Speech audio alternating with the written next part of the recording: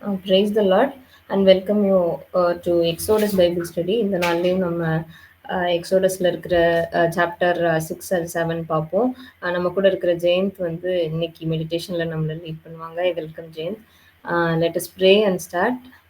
Nancy opening prayer பண்ண முடியுமா Nancy?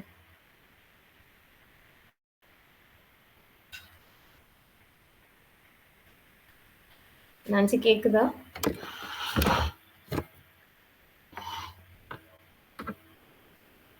Okay, நான் ஓப்பனிங் ப்ரேயர் பண்ணுறேன். அன்பின் பரலோக பிதாவே, இந்த அருமையான நேரத்துக்காக என் நன்றியோடு துதிக்கின்றோம் தகப்பனே. ஆண்டவரே, இந்த வேளையில கர்த்தாவே, நாங்கள் ஒரு சின்ன கூட்டமாக உடைய பாதத்தில் கூடி வர நீங்கள் கொடுத்த இந்த கிருபைக்காக என் நன்றியோடு துதிக்கின்றோம் தகப்பனே. ஆண்டவரே, நாங்கள் வேற வேற இடத்துல இருந்தாலும் தகப்பனே, ஆண்டவரே உடைய கிருபையினால நீங்கள் எங்களுக்கு ஒரு மீட்டிங் அரேஞ்ச் பண்ணி கொடுத்து, ஆண்டவரே இதை ஜாயின் பண்ணுறதுக்கு ஒரு டெக்னாலஜி கொடுத்து, எங்களுக்கு நெட் ஃபெசிலிட்டி கொடுத்து, டிவைஸ் கொடுத்து, ஆண்டவரே எல்லா கிருபையும் நீர் எங்களுக்கு பாராட்டினதற்காக நன்றி செலுத்துகின்றோம் தகப்பனே. இந்த நாள் மீட்டிங் முழுவதும் நீங்க எங்களோடு கூட இருங்க. பரிசுத்த ஆவியானவரே நீங்க நடத்துங்க. ஆண்டவரே உடைய லீடிங்கை நாங்கள் உணர்ந்து கொள்ள கிருபை தாங்க. எங்க கூட ஆண்டவரே இருந்து எங்களுக்கு ஒரு ஒன்னஸை கொடுங்க தகப்பனே. ஆண்டவரே உடைய வார்த்தைகள் கர்த்தாவே அதை நாங்கள் கேட்டு நல்ல நிலத்துல விழுந்த ஒரு விதையை போல கர்த்தாவே நாங்கள் வசனத்தை கேட்கிறவர்களாகவும் அதை உணர்ந்து கொள்ளுகிறவர்களாகவும் இருக்க எங்களுக்கு கிருபை தாங்க தகப்பனே. ஆண்டவரே இந்த நாள் மீட்டிங்ல எந்த ஒரு கனெக்டிவிட்டி இஷ்யூஸும் வராதபடி தகப்பனே நீர் பாதுகாத்துக் கொள்ளுங்கப்பா. ஆண்டவரே நாங்கள் எல்லாம் முழு மனதோடு முழு சிந்தையோடு தகப்பனே நாங்கள் கர்த்தாவே ஃபுல் கான்சென்ட்ரேஷனோடு இந்த மீட்டிங்கை கவனிக்க ஆண்டவரே இதில் இருக்கின்றதான உங்களுடைய சத்தியங்களை நாங்கள் கர்த்தாவே உணர்ந்து கொள்ள நீங்கள் கிருபை தாங்க ஆண்டவரே. நாங்கள் ப்ரேயர் பண்ணும்போது, நாங்கள் பாடல்கள் பாடும்போது, ஆண்டவரே நாங்கள் மெசேஜ் கவனிக்கும் போது எல்லாத்துலேயும் கர்த்தாவே பரிசுத்த ஆவியானவரே நீங்கள் எங்களை லீட் பண்ணுங்கப்பா. நீர் எங்களோடு கூட வழி நடத்தும். வீட்பரேசமுள்ள ஜபங்க எனக்கு நல்ல பிதாவே. ஆமேன். Next, let us hear a song from Ravi. Over to Ravi. இந்த சாங் வந்து அலங்கார வாசலாலே by pastor Alvin Thomas. So பாடுறேன். அலங்கார வாசலாலே பிரவேசிக்க வந்து நிற்கிறோம், தெய்வ வீட்டின் நன்மையாலே நிரம்பிட வந்து நிற்கிறோம். அலங்கார வாசலாலே பிரவேசிக்க வந்து நிற்கிறோம், தெய்வ வீட்டின் நன்மையாலே நிரம்பிட வந்து நிற்கிறோம். ஆராதிக்க வந்தோம், அன்பு கூற வந்தோம், ஏகோவா தேவனையே துதித்திட வந்தோம், தொழுதிட வந்தோம், தூயவரே சுவையே. ஆராதிக்க வந்தோம், அன்பு கூற வந்தோம், ஏகோவா தேவனையே துதித்திட வந்தோம், தொழுதிட வந்தோம், தூயவரே சுவையே. ஆலயம் செல்லுவதே அது மகிழ்ச்சியை தந்திடுதே, ஆலயம் செல்லுவதே அது மகிழ்ச்சியை தந்திடுதே. என் சபையுடனே உம்மை தொழுதிடவே கிருபையும் கிடைத்திட்டதே, என் சபையுடனே உம்மை தொழுதிடவே கிருபையும் கிடைத்திட்டதே. ஆராதிக்க வந்தோம், அன்பு கூற வந்தோம், ஏகோவா தேவனையே துதித்திட வந்தோம், தொழுதிட வந்தோம், தூயவரே சுவையே. பலிகளை செலுத்திடவே ஜீவ பலியாக மாறிடவே, பலிகளை செலுத்திடவே ஜீவ பலியாக மாறிடவே மறுரூபத்தின் இதயத்தை தந்தீரே, ஸ்தோத்திரம் ஸ்தோத்திரமே. மறுரூபத்தின் இதயத்தை தந்தீரே, ஸ்தோத்திரம் ஸ்தோத்திரமே. ஆராதிக்க வந்தோம், அன்பு கூற வந்தோம், ஏகோவா தேவனையே துதித்திட வந்தோம், தொழுதிட வந்தோம், தூயவரே சுவையே. நன்மை செய்தவர்க்கே நன்றி செலுத்துவோமே, நன்மை செய்தவர்க்கே நாங்கள் நன்றி செலுத்துவோமே. எம் காணிக்கையை உம் கரங்களிலே உற்சாகமாய் விதைக்கிறோமே. எம் காணிக்கையை உம் கரங்களிலே உற்சாகமாய் விதைக்கிறோமே. ஆராதிக்க வந்தோம், அன்பு கூற வந்தோம், யெகோவா தேவனையே. துதித்திட வந்தோம், தொழுதிட வந்தோம், தூயவரே சுவையே. துதி கனம் மகிமையுமே முழு மனதோடு செலுத்தினோமே. துதி கனம் மகிமையுமே முழு மனதோடு செலுத்தினோமே. சம்பூரண ஆசீர்வாதங்களால் திருப்தியாய் அனுப்பிடுமே. சம்பூரண ஆசீர்வாதங்களால் திருப்தியாய் அனுப்பிடுமே. ஆராதிக்க வந்தோம், அன்பு கூற வந்தோம், யெகோவா தேவனையே. துதித்திட வந்தோம், தொழுதிட வந்தோம், தூயவரே சுவையே. ஆராதிக்க வந்தோம், அன்பு கூற வந்தோம், யெகோவா தேவனையே. துதித்திட வந்தோம், தொழுதிட வந்தோம், தூயவரே சுவையே. ஆமென்.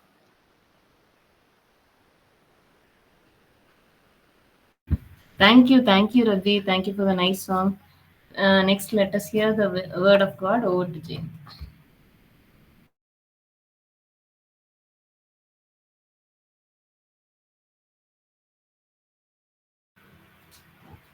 ஆண்டவருடைய நாமத்துக்கு மகிமை உண்டாதாக. ஸோ இந்த வாரத்தில் கூட நம்ம யூத் ஃபெல்லோஷிப்பாக சேர்ந்து நம்ம யாத்திராவும் எல்லாம் தியானிச்சுட்டு இருக்கோம். நம்ம எல்லாருக்கும் நம்ம படிச்சுட்டு இருக்க எல்லாருக்கும் அறிந்த உண்டு. ஸோ நான் இந்த வாரம் பேச போகிறது கூட யாத்திராவும் மெயினாக அந்த 7ஆம் அதிகாரம் ஃபுல்லாக அந்த 6ஆம் அதிகாரத்தோட கடைசி போர்ஷன் மட்டும். ஸோ இதில் முக்கியமாக வந்து ஆண்டவர் வந்து எப்படி இஸ்ரேல் மக்கள் வந்து எகிப்து தேசத்தில் அடிமையாக இருந்தவங்க வந்து எப்படி விடுதலை பற்றி மீட்டு கொண்டு வர்றாரு. அதுக்கு வந்து அவர் பயன்படுத்தும் ஒரு மனிதனாகிய கருவி யாரு வந்து மோசே. அதுக்கு வந்து மோசே ஒரு திக்கற்றவனா அதுக்கு ஒரு தகுதியற்றவனா இருந்தும் ஆண்டவர் வந்து எப்படி அவனை வந்து பயன்படுத்துறாரு. இப்போ வந்து நம்ம நல்லா ஒரு ஒரு ஒரு பிரெயின் ஸ்டூடெண்ட்டோ பயங்கரமா ஒரு டேலண்ட் உள்ளவனை எடுத்து ஒரு செயலை செய்ய வைக்கிறது வந்து பெரிய இது கிடையாது. பட் ஆனா ஒண்ணுமே முடியாதவன் அவன் வந்து ஒரு 40 வருஷமா ஆடு மீட்டு கொண்டு இருந்தான். ஸோ அவனை வச்சு எப்படி வந்து ஆண்டவர் வந்து அந்த இஸ்ரேல் மக்கள் வந்து மீட்டு கொண்டு வர்றாரு.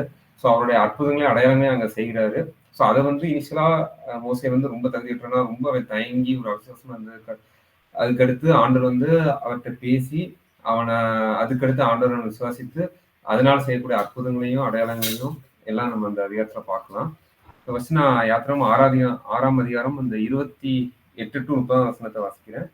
கர்த்தர் எகிப்து தேசத்திலே மோசையோட பேசின நாளில் கர்த்தர் மோசையை நோக்கி, நானே கர்த்தர், நான் உன்னுடனே சொல்கிறவைகளை எல்லாம் நீ எகிப்து ராஜாவாகிய பார்வோனுக்கு சொல் என்று சொன்ன போது, மோசே கர்த்தருடைய சன்னிதானத்தில் நான் விருத்த சேதனம் இல்லாத உதடுகள் உள்ளவன், பார்வோன் எனக்கு எப்படி செவி கொடுப்பான் என்றான். ஸோ இது வந்து மெயினா பார்த்தோம்னா ஆண்டவர் வந்து இனிஷியலா அந்த ஆக்சுவலா மோசே வந்து யாருன்னு பார்த்தோம்னா அந்த லேவி கோத்திரத்தை சேர்ந்தவன் தான். ஸோ எப்படி இது கோத்திரம் வருதுன்னா இனிஷியலா ஆபிரகாம், ஈசாக்கு, யாக்கோபு, அடுத்து லேவி, அந்த வம்சவழியை சேர்ந்தவன் தான் மோசே, ஆரோன், அவங்களோட பிரதர்ஸ். ஸோ மோசேவோட பெற்றோர் பார்த்தோம்னா இது அம்ரோன், யோகபேத் 2 பேர் இருப்பாங்க. ஸோ இது வந்து ஆண்டவர் வந்து ஆபிரகாம் அந்த வம்சத்தார் தான் வந்து இஸ்ரேல் மக்கள் மீட்டுவாங்கன்னு சொல்லி அங்கவே வந்து அவர் வாக்கு கொடுத்துருவார். அவருடைய வார்த்தை வந்து இங்க நிறைவேறுது. ஸோ அவர் என்றும் உண்மையுள்ள தேவன் வந்து நம்ம அறிந்து கொள்ளலாம். ஸோ இதுல வந்து என்னது தேவனால் அந்த ஆபிரகாம் வம்சத்திலே மெயினா அந்த லேவி கோத்திரத்திலே தேவனால் தெரிந்து கொள்ளப்பட்டவர் வந்து மோசே. அவர் தான் தேவன் வந்து மோசையை பயன்படுத்தியதான் இஸ்ரேல் மக்களை வந்து எகிப்தின் அந்த பார்வோன் அந்த ராஜாவின் அடிமைத்தனத்திலிருந்து அவங்க வந்து விடுதலை பெற உதவுகிறார். இது வந்து தேவனால் அழைக்கப்பட்டவன் தான் மோசே. ஆனா ஆண்டவர் வந்து இந்த பாத்திரம் 3 வருஷத்துல கூட ஆண்டவர் வந்து சொல்றாரு, நீ தான் போகணும், நீ தான் அந்த மக்களை அழைக்கணும்னு சொல்றாரு. ஆனா மோசே வந்து பல விதமான சாக்கு போக்கு சொல்லி அதுல இருந்து தப்பிக்கதான் பார்ப்பாரு. ஏன்னா இனிஷியலா மோசே அந்த வளர்ந்தது எல்லாம் அவங்க எகிப்தோட அந்த பார்வோன் ராஜா அந்த எகிப்தோட ராஜா தான் வளர்ந்தாரு. அடுத்து அந்த ஒரு 40 வயசுக்கு அப்புறம் அவருக்கு நடைபெற்ற அந்த அந்த போர்ல அவருக்கான தெரியும் அவர் தான் வந்து இஸ்ரவேல் வம்சத்தை சேர்ந்தவர். ஆனாலும் அவர் அந்த எகிப்து ஒரு எப்ரேயும் சண்டை போடுறப்போ அந்த எகிப்தை வந்து கொலை பண்றப்போ அந்த எகிப்தியர் பார்த்ததுனால அவர் வந்து அந்த அரண்மனை விட்டே ஓடிறாரு. அதனால அடுத்த 40 வருஷம் ஒரு வனாந்தரத்துல ஆடுதான் மேய்த்து கொண்டிருப்பார். ஸோ ஆல்ரெடி அவருக்கும் எகிப்துக்கும் அந்த ஒரு பிரச்சனை இருக்கும். அதனால திரும்பவும் நான் இஸ்ரேல் மக்களை மீட்க போகணும், அதுக்கு நான் தகுதியற்றவன், ஆல்ரெடி நான் பயந்து ஓடி வந்துட்டேன். இப்போ 40 வருஷமா ஃபுல்லா ஆடையை மேய்த்துட்டு இருந்தனால அவருக்கு அந்த வார்த்தைகள் கூட சரியா வராது. ஃபுல்லா ஒரு திக்குவாய் உள்ளவனா இருப்பாரு. ஸோ இவரால் லீடும் பண்ண முடியாது, அந்த அளவுக்கு நான் தகுதியற்றவன், எனக்கு ஒரு ரெஸ்பான்சிபிலிட்டி எதுவுமே என்னால எனக்கு அந்த ஒரு பயம் இருக்கும், அந்த ஒரு போல்ட்னஸ் இருக்கான்னு சொல்லி பல காரியங்கள் சொல்லி புறக்கணிச்சுட்டே இருப்பாரு. ஆனாலும் இஸ்ரேல் மக்களுக்கு குறித்த வாக்குத்தத்தத்தை தேவன் அந்த ஆபிரகாமிலே கூறினார். அது வந்து மோசையின் வழியினால் அதை நிறைவேற்றார். ஸோ மோசே வந்து பாத்தீங்கன்னா சரியான வம்சோலி தான். அந்த ஆபிரகாம் இஸ்ரேல் மக்களை குறித்த வாக்குத்தத்தம் ஆபிரகாம் இடத்திலே கூறப்பட்டது. ஸோ ஆபிரகாமின் கிட்டத்தட்ட அந்த ஆன்டிசிட்டி ஜென்ரேஷன் தான் மோசே. ஸோ நான் சரியான வம்சோலி தான், ஆனாலும் அவருக்கு வந்து போக விருப்பம் இல்லை. ஏனென்றால் இந்த காரியத்தினால ஒரு பொறுப்பு, அந்த ஒரு பயம், அதனால வந்து ஒரு அவிசுவாசமா அந்த ஒரு பயத்துடன் இருக்கிறார். ஸோ இதான் மெயினா அந்த 3 வருஷத்துல பார்க்கலாம். ஸோ நெக்ஸ்ட் பார்த்தோம்னா அந்த யாத்ராம் 7ஆம் அதிகாரத்துல ஸ்டார்ட் பண்றேன். ஃபர்ஸ்ட் வசனம் வாசிக்கிறேன். கர்த்தர் மோசையை நோக்கி, பார், உன்னை நான் பார்வோனுக்கு தேவனாக்கினேன், உன் சகோதரனாகிய ஆரோன் உன் தீர்க்கதரிசியா இருப்பான். ஸோ இது வந்து பார்த்தோம்னா ஸோ தேவன் வந்து அந்த யாத்திரை மெயினா அந்த 7ஆவது ஸ்டார்டிங்ல இஸ்ரேல் மக்களையும் ஆரோன், மோசே, பார்வோனையும் ஆயத்தப்படுத்துறார். இஸ்ரேல் மக்களையும் அங்குள்ள அடிமைப்படுத்துற மக்களையும் ஆயத்தப்படுத்துறார், மோசே ஆரோனையும் ஆயத்தப்படுத்துறார், பார்வோனையும் ஆயத்தப்படுத்துறார். கிட்டத்தட்ட அவர் வந்து அவங்க மனதளவுல அவங்கள மனம் மாற அந்த ஒரு அவருடைய வல்லமையின் ஆவினால் அவங்க வந்து ஆயத்தப்படுத்துறார். ஸோ இன்னும் இந்த இடத்துல வந்து அந்த ஒரு யுத்தம் வந்து ஆரம்பிக்கவில்லை. ஸோ இதுல பார்த்தோம்னா அதான் ஈஸா சொன்னதான், மோசே 40 வருஷமா அந்த வனாந்தத்திலே கழித்துதான். ஸோ அதனால அங்கேயே ஆடுகளோடு இருந்தனால அவர் தகுதியற்றவனாகவும் பயந்த சுபாவம் உள்ளவனாலும் அவர் இருந்தாரு. அதனால அவர் வந்து இன்ஸ்டா அக்செப்ட் பண்ணல. அப்படி இருந்தாலும் ஆண்டவர் வந்து சொல்லாரு, இது வந்து மோசேனால் அல்ல, தேவனே இஸ்ரவேல் ஜனங்களை விடுதலை செய்ய போகிறார் என்பதை அவர் வந்து மோசே வந்து தெளிவா அறிந்து கொள்ள வேண்டும் அப்படிங்கிறத தேவன் வந்து தெளிவா மோசைக்கு உணர்த்துறார். ஸோ இது வந்து மோசே அவருடைய மாம்சத்தினால அவருடைய சுயபலத்தினால எதுவும் பண்ண போறது இல்லை, ஆண்டவருடைய பெரிதான கிருபையினாலும் அவருடைய வல்லமையினாலும் தான் அங்க இஸ்ரேல் மக்கள் வந்து விடுதலை பெற போறாங்க. அதுக்கு வந்து ஆண்டவர் வந்து ஒரு ஒரு ஒரு திக்கற்ற ஒரு பயந்த சுவாமியோட மனிதனை தான் அங்க வந்து ஒரு அவர் தனக்கு ஒரு கருவியா அங்க வந்து பயன்படுத்துறாரு. ஸோ இதை வந்து ஆண்டவர் வந்து அவர் தெளிவாக வெளிப்படுத்துறாரு. ஸோ அதே மாதிரி தேவன் வந்து மனிதர்களை மாற்றும் பொழுது அதற்கான மகிமையை நாம் எடுத்துக்கொள்ள தர முயற்சிக்கிறோம். அதாவது இங்க வந்து என்னன்னா அந்த அடிமைப்பட்ட மக்களை வந்து தேவன் வந்து வெளிக்கொண்டு அந்த விடுதலை பண்ண அவர் வந்து முயற்சிக்கிறார். ஸோ அதை வந்து நாம வந்து ஒரு ப்ரௌட் மூமெண்டா என்னால முடியாது, அதெல்லாம் அந்த ஒரு ப்ரௌட் மூமெண்டோ எல்லாம் நான் எப்படி இவ்வளவு பேரை வழிநடத்தி சொல்லுவேன், எனக்கு அந்த தகுதியும் கிடையாது, அந்த மாதிரி இருக்கக்கூடாது. இது வந்து கர்த்தருடைய கரம் தான் நம்ம கூட இருக்கும், அவர் தான் வழிநடத்தி செல்ல போறாரு, நமக்கு வந்து அவர் லீட் பண்ணிட்டே இருப்பார். ஸோ அந்த ஒரு தாட்ஸ் அண்ட் ஆக்ஷனோட தான் நம்ம வந்து செயல்படணும். ஸோ மெயினா இதுல இருந்து அதுதான். ஸோ இதுல கூட நம்ம அந்த ஒரு ரோமர் 7:18 பார்த்தோம்னா பவுல் சொல்றாரு, நன்மை செய்ய வேண்டும் என்ற விருப்பம் என்னிடத்தில் இருக்கிறது, ஆனால் நன்மை செய்வதோ என்னிடத்தில் இல்லை, அது தேவனிடத்துல இருந்து தான் வரும். ஸோ தேவன் வந்து மெயினா மாம்சத்தை பயன்படுத்த மாட்டார். ஸோ அதனாலதான் தேவன் வந்து மோசைக்கு ஒரு ஆரோனையும் பயன்படுத்தினார். ஸோ அதான் மாம்சத்தை பயன்படுத்த மாட்டார்னா ஆல்ரெடி மோசைக்கு தெரிய ஒரு திக்குவாய், அவர் வந்து அந்த பேச ஒரு அந்த ஸ்கேனிங் டைப் ஆஃப் ஸ்பீச் இருக்கும். ஸோ அதனால அவருக்கு வந்து ஒழுங்கா பேச முடியாது, அதனால ஆரோனே பயன்படுத்துறாரு.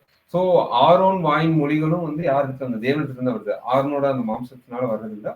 ஸோ மோசேக்கு பேசுவதற்காக ஆரோனே ஒரு தீர்க்கதரிசியை போல் போகிறான். ஸோ மக்களுக்கு முன்பாக, அந்த இஸ்ரேல் மக்களுக்கு முன்பாக மோசையின் பிரதிநிதியாக ஆரோன் வந்து அங்க வந்து வெளிப்படுத்துகிறான்.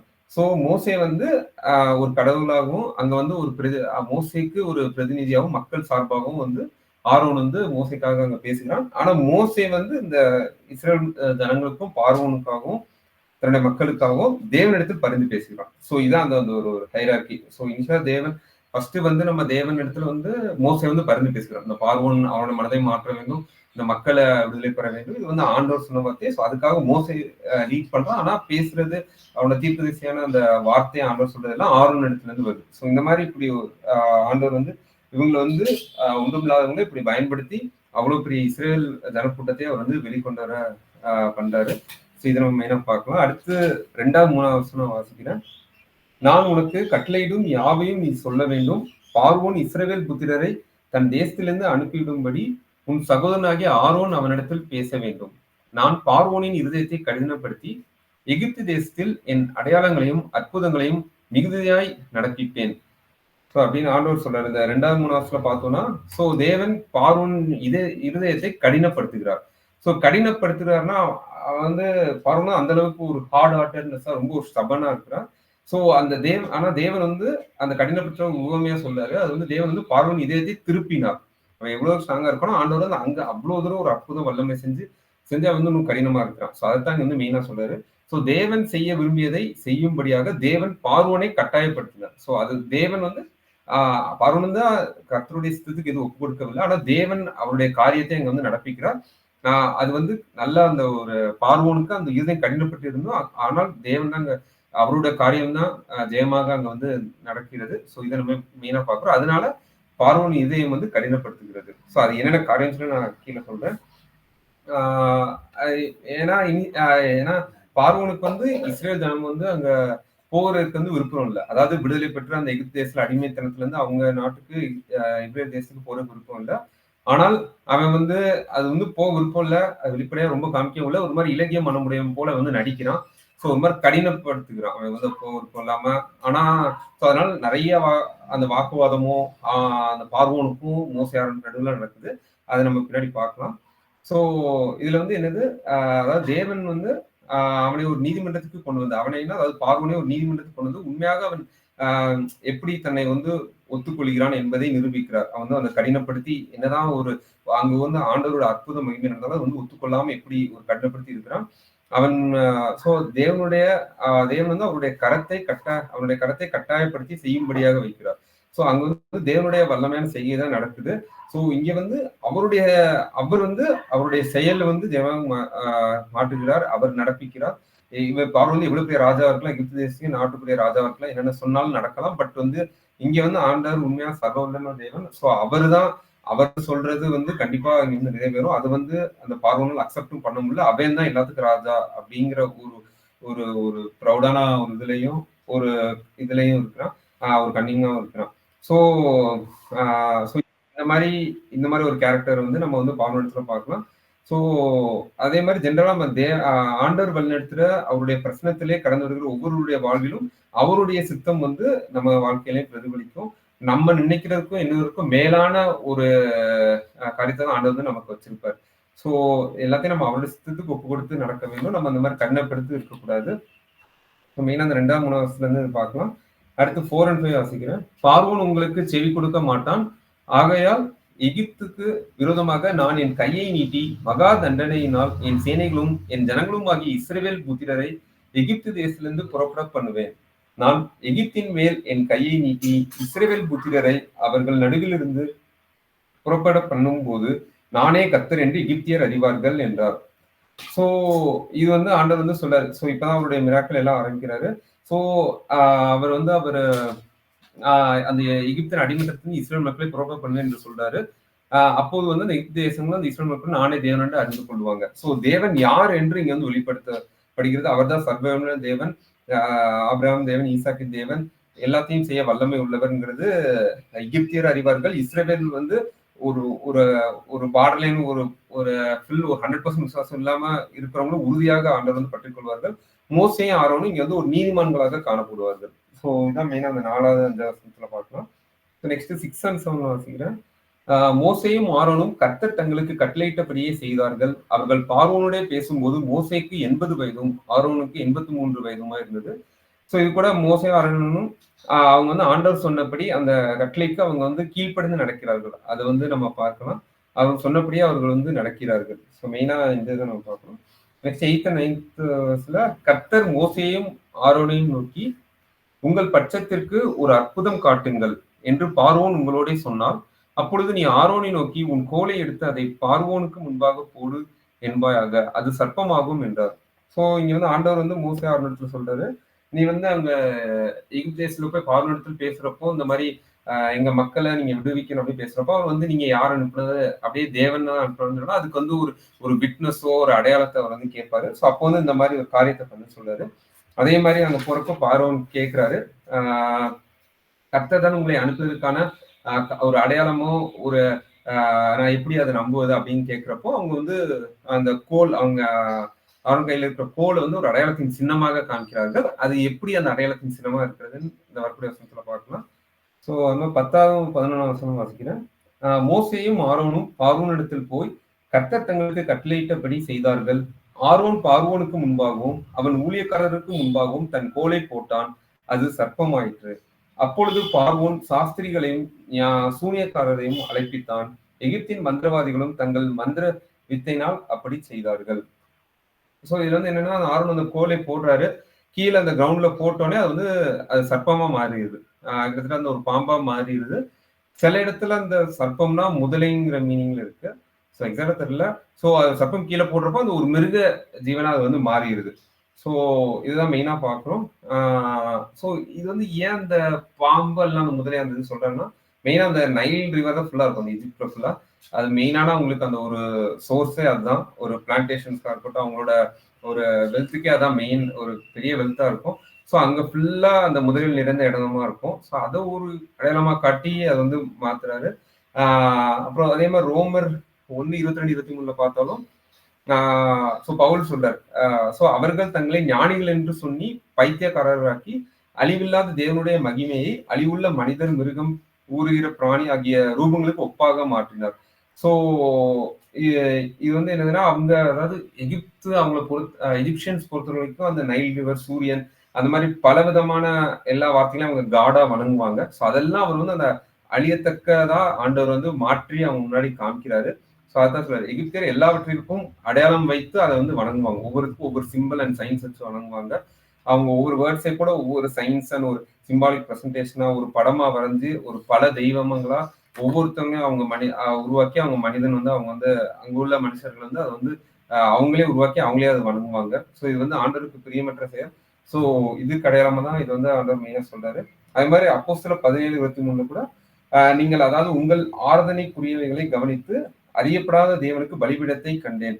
நீங்க அதாவது ஆராதிக்கிற அந்த ஒரு கல்லா இருக்கட்டும், ஒரு உருவப்படமா இருக்கட்டும், அந்த அறிவில்லாத தேவனுக்கு பலிபீடத்தை நீங்க பண்றது கண்டேன். ஆனால் நீங்கள் அறியாமல் ஆராதிக்கிற உண்மையான தேவனை உங்களுக்கு அறிவிக்கிறேன் என்று இதுல அப்போஸ்தலர் சொல்றத பார்க்கணும். ஸோ இதுல இருந்து அதாவது இந்த வசனத்துல இருந்து மெயினா நம்ம அதாவது தேவன் வந்து அந்த எகிப்தின் அந்த பல்வேறு உருவங்கள் தேவனுக்கு எதிராக வந்து அவருடைய ஒரு வல்லமையை வந்து வெளிப்படுத்துகிறார். அப்பொழுது அவங்க வந்து உண்மையான தேவன் யார் என்று அறிந்து கொள்றாங்க. இதுதான் மெயினா பாக்குறோம். அது மட்டும் இல்லாமல் எகிப்தியர் கூட அந்த முதலையை கூட அவங்க தேவனா ஒரு ஒரு கடவுளா அவங்க வந்து வணங்குவாங்கன்னா மெயினா அவங்க வந்து இந்த மந்திரங்கள், அந்த சூனியக்காரர்கள், அந்த சடங்காச்சாரியத்தெல்லாம் ஃபுல்லா அவங்க நம்புறவங்க. அது மாதிரி இந்த சூரிய கடவுள் எல்லாத்தையுமே அவங்க நம்புறவங்க. ஸோ இந்த மாதிரி ஒரு கலாச்சாரத்தை உடையவங்க எகிப்தியர் ஃபுல்லா அவங்க வந்து ஆண்டவர் விட்டு ஃபுல்லா விலகி போனவங்க. ஸோ அவங்க மத்தியில தான் ஆண்டவருடைய வல்லமை வெளிப்படுத்துகிறாரு. அப்போ வந்து எகிப்தியர் ஆண்டவர் தான் உண்மையான தேவன் அறிகிறாங்க. ஸோ இதுல இருந்து நம்ம மெயினா இதுதான் நம்ம 10-11 வருஷத்துல இருந்து இதான் நம்ம அறிஞ்சுக்கணும். நெக்ஸ்ட் அந்த 12th and 13th வருஷம் வாசிக்கிறேன். அவர்கள் ஒவ்வொருவனாக தன் தன் கோலை போட்ட போது அவைகள் சர்ப்பங்களாயின. ஆரோனுடைய கோலும் அவர்களுடைய கோல்களை விழுங்கிற்று. கர்த்தர் சொல்லியிருந்தபடி பார்வோனின் இருதயம் கடினப்பட்டது, அவர்களுக்கு செவி கொடாமற் போனார். ஸோ அதான். ஸோ இங்க ஆரோன் வந்து கோல் போடுற அதே மாதிரி சர்ப்பங்களா மாறுது. இதை கண்டு ரொம்ப ஒரு வியப்படைஞ்சு பார்வோன் இந்த மந்திரர்கள் எல்லாத்தையும் கூப்பிட்டு இதே மாதிரி பண்றதுக்கு ஒரு கட்டளை இடுறாங்க. அவங்க அதே மாதிரி போடுறாங்க. பட் ஆனா ஆரோன் கோல் அந்த சர்ப்பமா மாறுது. மித்த அவங்களோட அந்த அவங்க மந்திரவாதிகள் போடுற அந்த அந்த சர்ப்பங்கள் எல்லாத்தையும் விழுங்கிட்டு இங்க இதுதான் வென்றது. ஆரோன் கோல் அந்த சர்ப்பம் தான் வென்றது. ஸோ அப்போது வந்து இருந்தாலும் இங்க வந்து ஆண்டோட வல்லமை வெளிப்படுது. இருந்தாலும் அவனால் அக்செப்ட் பண்ண முடியாது, அக்செப்டிங் டெண்டன்சி இல்லை. ஸோ அப்போது அவருடைய இருதயம் கடினப்பட்டது அப்படிங்கிறத மெயினா பார்க்கலாம். ஸோ அதேதான் இது வந்து நம்ம 2 தீமோத்தேயு 3:8 பார்த்தோம்னா கூட சத்தியத்துக்கு எதிர்த்து நின்றார்கள், அவிசுவாசம் உள்ளவர்களா இருந்தார்கள். இது கிட்டத்தட்ட அந்த எகிப்த சொல்லுவாங்க. ஸோ ஆரோன் கோல் மற்ற அந்த முதலையெல்லாம் விழுங்கிட்டு அப்போது பார்வோன் இதயம் கடினப்பட்டது. அவன் காரியத்தை மாற்றிக்கொள்ள முடியும். ஆனா பார்வோனா அவனுடைய அந்த மனசை வந்து மாற்றிக்கொள்ள முடியாதனாய் அங்க வந்து அவன் தோற்றம் கொண்டான். இதான் மெயினா பார்க்கிறோம். இது வந்து கர்த்தர் வந்து சர்வ வல்லமுள்ள தேவன். அவர் இயற்கை மேல் அதிகாரம் உடையவராய் காணப்படுகிறார். ஸோ நம்மளோட சுயபலத்தை நம்பி எதுவுமே இருக்கக்கூடாது. ஆண்டருக்கு ஒப்பு கொடுத்து நம்ம அவருக்கு பிரியமான கீழ்ப்படிந்த பிள்ளையா நடக்கணும் அப்படிங்கிறது மெயினா இருந்து பார்க்கலாம். நெக்ஸ்ட் லாஸ்ட் இந்த 14 to 21 லாஸ்ட் பிரிக்கிறேன். ஸோ அது வாசிச்சோன்னா அப்பொழுது கர்த்தர் மோசேயை நோக்கி பார்வோனின் இருதயம் கடினமாயிற்று, ஜனங்களை கைவிட மாட்டேன் என்கிறான். காலமே நீ பார்வோனிடத்துக்கு போ, அவன் நதிக்கு புறப்பட்டு வருவான்.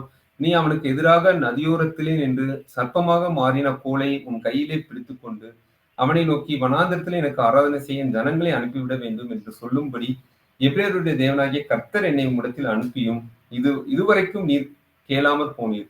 இதோ என் கையில் இருக்கிற கோலினால் நதியில் இருக்கிற தண்ணீர் மேல் அடிப்பேன், அப்பொழுது அது இரத்தமாய் மாறி நதியில் இருக்கிற மீன்கள் செத்து நதி நாரிப்போம். அப்பொழுது நதியில் இருக்கிற தண்ணீரை எகிப்தியர் குடிக்க கூடாமல் அரோசிப்பார்கள். இதனால் நானே கர்த்தர் என்பதை அறிந்து கொள்வாய் என்று கர்த்தர் சொல்கிறார் என்று சொல் என்றார்.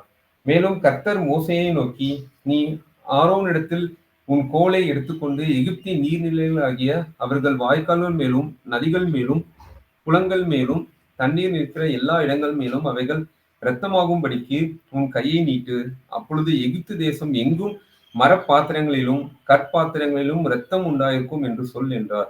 கர்த்தர் கட்டளையிட்டபடியே மோசேயும் ஆரோனும் செய்தார்கள். பார்வோனுடைய கண்களுக்கு முன்பாகவும் அவன் ஊழியக்காரர்களின் கண்களுக்கு முன்பாகவும் கர்த்தர் கட்டளையிட்டபடியே மோசேயும் ஆரோனும் செய்தார்கள். பார்வோனுடைய கண்களுக்கு முன்பாகவும் அவன் ஊழியக்காரன் கண்களுக்கு முன்பாகவும் கோலை ஓங்கி நதியில் உள்ள தண்ணீரை அடிக்க நதியில் உள்ள தண்ணீரெல்லாம் இரத்தமாய் மாறிற்று. நதியின் மீன்கள் செத்து நதி நாடி போயிற்று. நதியின் தண்ணீரை குடிக்க எகிப்தியருக்கு கூடாமல் போயிற்று. எகிப்து தேசம் எங்கும் இரத்தமாய் இருந்தது. ஸோ இதான் அந்த அந்த வாதை, அந்த வாட்டர் டர்ன்ஸ் இன்டு பிளட். இதான் அந்த மெயினாக 14-21 மெயினாக பார்க்குறோம். ஸோ இதுல நம்ம பார்த்தோம்னா அதான் அந்த எகிப்தியர் மெயினா அவங்க நேசிக்கிறதே அந்த நைல் நதி தான். ஸோ அதான் அவங்களுக்கு மிகப்பெரிய வெல்த் அடிச்சு நம்ம சொன்னேன். ஸோ தேவன் அதை அழிக்கிறார். எதை அவங்க நேசிக்கிறார் அதை அழிக்கிறார். எகிப்தியருக்கு பரிசுத்தமாய் இருந்த அந்த நைல் நதி இப்பொழுது ரத்தமாயிற்று ஃபுல்லா. அந்த நைல் நதி எப்படி அவங்க ஒரு வர்ணிக்கிறாங்க, சித்தரிக்கிறாங்கன்னா, அவங்க எகிப்தியர் அது நல்ல ஒரு திடகாத்திரமான ஒரு மனிதனுக்கு மார்பகம் போல் இருந்தது. அது ஹபி என்ற அந்த ஒரு பேர்ல அழைக்கிறாங்க. ஹபி என்றால் ஒரு செழிப்பு, விளைச்சல், சத்தான உணவுக்கு அர்த்தமும். அதாவது அந்த ரிவர் பேங்க்ஸ் ஃபுல்லா ஒரு செழிப்பா நிறைய விளைச்சல் பிளான்டேஷன் கொடுக்கக்கூடிய, அதனால வரக்கூடிய உணவு, சத்தான உணவு எல்லாம், அதனாலதான் அவங்க ஒரு ஜென்ரேஷனே ஃபுல்லா பலப்படுது, உருவாகுது அப்படின்னு அவங்களோட ஒரு நம்பிக்கை. ஸோ அது கூட அவங்க ஒரு சின்ன ஒரு பாடம் மூலமா அவங்க கூட சொல்றாங்க. ஸோ ரா அந்த மாதிரி அந்த வேர்ட் யூஸ் பண்ணாங்க. ரா என்றால் சூரிய கடவுள் உருவாக்கிய நிலத்துக்கு நீ தண்ணீராய் இருக்கிறாய், நீயே உன்னை கொண்டு வருகிறாய், நல்ல காரியங்களை உருவாக்குகிறாய், நீயே எங்கள் களஞ்சியங்களை நிறைவு செய்கிறாய், தேவையுள்ளவர்களையும் ஏழையையும் கரிசனையோடு கவனிக்கிறவள் நீயே அப்படின்னு சொல்லி அவங்க அந்த ஒரு நதியை கூட ரொம்ப புகழ்ந்து பெரிய கடவுளா பாடுறாங்க. அந்த நைல் நதி இப்போ இனிஷா அவங்களுக்கு எகிப்துக்கே ஒரு ஜீவ நதியா, ஒரு ஜீவ ரத்தமா இருந்தது, ஜீவனை ஒரு உயிரை கொடுக்கிற ஒரு நதியா இருந்தது. ஆனா இப்பொழுது அது ஒரு மரணத்தை கொடுக்கிறது. அந்த நைல் நதியை ஃபுல்லா அவர் கோலை போட்டோன்னே அது ஃபுல்லா ரத்தமா மாறிடுது. அப்ப அந்த எகிப்தியர்ஸின் ஆசீர்வாதமே ஒரு சாபமா மாறிடுது. அந்த நதியில் உள்ள மீன்கள் எல்லாம் செத்துருது. ஸோ அந்த மீன்கள் இல்ல, அந்த சுற்றில பிளான்டேஷன் எல்லாம் அழிஞ்சிருது. மக்களுக்கு அந்த பெரிய ஒரு பேர் அதுல இருந்தா தண்ணீர் இல்லாம அவங்க ரொம்ப கஷ்டப்படுறாங்க. ஒரு சாபமா அந்த நதியே மாறிடுது. இது கர்த்தருடைய தேவனுடைய நியாயத்தீர்ப்பு. ஏன்னா இவங்க எல்லாம் ஒவ்வொரு இதையும் ஒரு நைலூராகட்டும், சூரியனாகட்டும், ஒவ்வொருதையும் இப்படி கடவுளை வணங்குறப்போ ஆண்டவருடைய வல்லமை அங்க வெளிப்படணும். அதனால மக்கள் ஆண்டவருடைய வல்லமை, உண்மையான தேவன் யாருன்னு அறிந்து கொள்ளணும் அப்படிங்கிறக்காண்டிதான் அந்த வாதையெல்லாம் ஆண்டவர் நடப்பிக்கிறார். ஸோ இந்த வாதை எகிப்து தேசத்திலே 7 நாள் இருந்தது. இது தேவனுடைய கரத்தினால் உண்டானது என்பதை பார்வோனால் ஏற்றுக்கொள்ள முடியவில்லை. ஸோ இங்கேயே அவனுடைய உள்ளம் என்னது கடினமானதை நம்ம இங்கேயும் மெயினா நம்ம பார்க்கலாம். ஸோ அதே மெயினா லாஸ்ட் 3 வருஷத்துலையும் பார்த்தோம்னா, எகிப்தின் மந்திரவாதிகளும் தங்கள் மந்திர வித்தையினால் அப்படி செய்தார்கள்.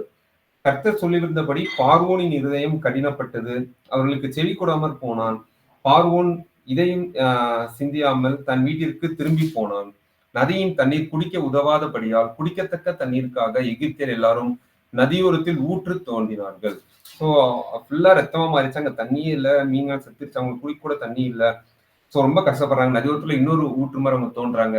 இது மட்டும் இல்லாமல் இதையும் அவர் இன்னும் அந்த பார்வோன் நம்பாம அவங்களோட மந்திரக்காரங்களே நம்பி இதே மாதிரி நீங்க பண்ணுங்க, இதை வீழ்த்தணும் அப்படிங்கிற ஒரு பேராசை கொண்டு பண்றப்போ அவங்களும் அதே மாதிரி நதியை ரத்தமாக்குறாங்க. ஆனா இங்க என்னன்னா, இது வந்து ஆரோன் போடுற கோல்னால அந்த நதி ரத்தமா மாறிடுது. ஆனா அவர் திரும்ப எடுத்தாலும் அந்த ரத்தம் வந்து திரும்ப நீரா மாறுது. ஆனா அவங்களால அதை பண்ண முடியல.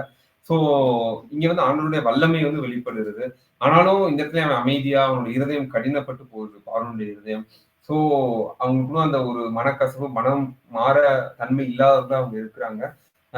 இவரோட ஆண்டவருடைய உண்மையான தேவனுடைய வல்லமை, ஒரு மகிமை வெளிப்படுறதை நம்ம வந்து மெயினா காண முடியுது.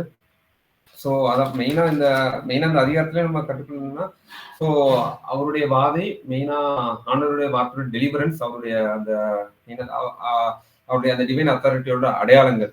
ஸோ இதெல்லாம் ஒரு விட்னஸ் பண்ணி அவங்க கண் முன்னே காமிச்சு அவங்களால ரொம்ப முடியல மாறுறாங்க. அந்த பார்வன் இருதயம் முக்கியமா கடினப்படுத்துது. ஆனாலும் அவருடைய சித்தத்தை, அவருடைய காரியத்தை அவர் வந்து நடத்துறாரு. அவருக்கு விதமா அவர் வந்து அந்த பார்வன் வந்து மோல்ட் பண்றாரு. ஸோ அந்த ஒரு இனிஷியேட்டிவ் ஈவென்ட் தான் இது. ஸோ மெயினா இந்த நம்ம இன்னைக்கு பார்த்த அந்த சாப்டர்ஸ் பார்த்தது, தேவன் வந்து சர்வ வல்லமை உள்ளவர். அவர் வந்து எல்லா இயற்கை வளங்களுக்கு மேலும் அதிகாரம் உடையவரா இருக்கிறாரு. அவரை நம்ம நம்பி அவர் விசுவாசித்து நடக்கணும்.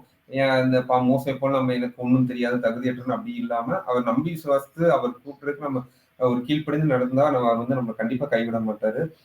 ஆனா அவருக்கு எதிர்த்து நின்று இந்த மாதிரி ஒரு பார்வன் போல இந்த மந்திரங்கள் கொண்டு திரும்ப சூனியக்காரர்கள் செய்யறது இருக்கின்றவர்கள் என்றைக்கு நிலைநிற்பதில்லை.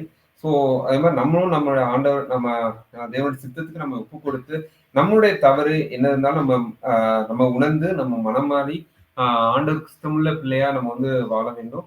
ஸோ அப்போது வந்து ஆண்டவர் வந்து ஜெயமாக மாற்றுவார். நம்ம எண்ணிக்கூடிய அதிசயங்களையும், அவங்க எவ்வளவு நாள் அடிமையா இருந்தோ அவங்களை வந்து ஒரு விடுதலை பெறுவதற்கு ஒரு 40 வருஷம் ஆடு மேய்த்த ஒரு மோசையை வைத்து அது யாராலும் இமேஜின் கூட பண்ண முடியாது. அவரு ஒரு லீடரா வச்சு அவங்கள வச்சு லீட் பண்ணி ஆண்டவர் எவ்வளவு அருமையா கொண்டு வர்றதையும் நம்ம வந்து இந்த அதிகாரப்பூர்வமா காணலாம். தேங்க்யூ. எது டவுட்ஸ் இருந்தா கேளுங்க.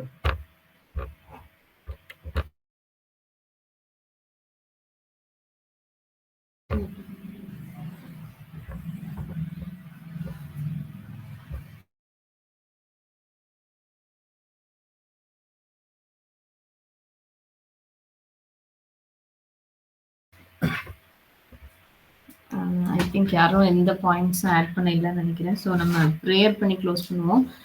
So Jebisha will do the closing prayer. அன்புள்ள ஆண்டவரே, நேற்றுக்காக நன்றி ஏசப்பா. இந்த நேரத்துலையும் நாங்கள் ஃபேமிலியாக கூடி அப்பா தொழுது கொள்றதுக்கும், ஆண்டவரே நம்முடைய வசனங்களை கேட்கறதுக்கும், ஆண்டவரே இந்த நல்ல டைமை எங்களுக்கு வந்ததுக்காக கிருபைகளுக்காக நன்றி ஏசப்பா. இன்றைக்கும் அந்த மோசையை நீங்கள் செலக்ட் பண்ணதில் அந்த ஏசப்பா ஆண்டவரே அங்கே பார்வோன் முன்னாடி ஏசப்பா நீங்கள் அடையாளங்கள் அற்புதங்கள் செய்து காமிச்சது வரைக்கும் ஏசப்பா நாங்கள் தியானிக்க எங்களுக்கு உதவி பண்ணீங்க ஆண்டவரே. அப்பா அவர் வந்து வில்டர்னஸ்ல இருந்து அந்த 40 years இருந்த மோசையும் நீங்கள் செலக்ட் பண்ணீங்க ஆண்டவரே. அவரையும் ஏசப்பா ஆண்டவரே உங்களுக்கு அடையாளமாக உங்களுக்குள்ள பாத்திரமா நீங்கள் யூஸ் பண்ணீங்க. தகுதி இல்லாதவரையும் நீங்கள் அதை தகுதிப்படுத்தி யூஸ் பண்ணீங்க. அதே மாதிரி எங்களையும் நீங்கள் தகுதிப்படுத்தணும். சில நேரம் ஆண்டவரே நாங்கள் எங்களோட வாழ்க்கை வில்டர்னஸ்ல தான் இருக்குன்னு சொல்லி நாங்கள் யோசிப்போம். அப்படி இல்லாதபடி எங்களை நீங்கள் ஒரு நல்ல பர்பஸ்க்காக தான் அதில் நீங்கள் ப்ரிப்பேர் பண்ணுறீங்கன்னு சொல்லி நாங்கள் அக்செப்ட் பண்ணி அதில் நடக்க உதவி பண்ணிங்க. அதே மாதிரி ஆண்டவரே அந்த பார்வோன் அப்பா அந்த எகிப்தியர்கள் கண்கள் முன்னாடி ஏசப்பா நீங்கள் தான் தேவன் அப்படின்னு சொல்லி அடையாளங்கள் அற்புதங்கள் செய்த மாதிரி எங்களையும் ஆண்டவரே ஒரு கருவியை யூஸ் பண்ணுங்க. நாங்கள் வேலை பார்க்குற இடத்துல, நாங்கள் இருக்கிற இடத்துல எல்லாமே ஏசப்பா ஆண்டவரே உமக்கு பிரியமான ஒரு பாத்திரமா நாங்கள் வாழ்றதுக்கு எங்களுக்கு உதவி பண்ணுங்க. உங்களே எல்லாரும் எங்கள் மூலமாக காண்கிறதுக்கு உதவி பண்ணுங்க ஏசப்பா. உமக்கு சித்தமானதை எங்கள் வாழ்க்கையில் செய்யுங்க. எங்கள் சித்தம் இல்லாண்டவரே உங்கள் சித்தமானதை செய்யுங்க. உங்கள் நாம மகிமைக்காக ஒன்றும் எங்கள் வாழ்க்கையில் நடக்க வேண்டும்னு ஜெபிக்கிறோம் ஏசப்பா. உங்கள் கையில் எங்களை ஒப்பு கொடுக்குறோம் ஆண்டவரே. இந்த ஃபெலோஷிப்பாக ஜெபிக்கிறோம். இன்னும் ஆண்டவரே ஒவ்வொரு நாளும் நாங்கள் நிறைய பேர் கூட உங்கள் வசனங்களை நாங்கள் தியானிக்கவும் எங்களுக்கு உதவி பண்ணுங்க. உங்கள் கையில் எங்களை ஒப்பு கொடுக்குறோம். பொறுப்பு எடுத்துக்கொள்ளுங்க. ஈஸ்வரன் ஜெபத்துக்கு நல்ல பிதாவே. ஆமேன். என் ஆத்மாவே கர்த்தரை ஸ்தோத்திரி, என் முழு உள்ளமே அவருடைய பரிசுத்த நாமத்தை ஸ்தோத்திரி. என் ஆத்மாவே கர்த்தரை ஸ்தோத்திரி, கர்த்தர் செய்த சகல உபகாரங்களையும் மறவாதே. ஆமென். Praise the Lord. Ravi, praise the Lord. Jebisha, praise the Lord. Praise the Lord.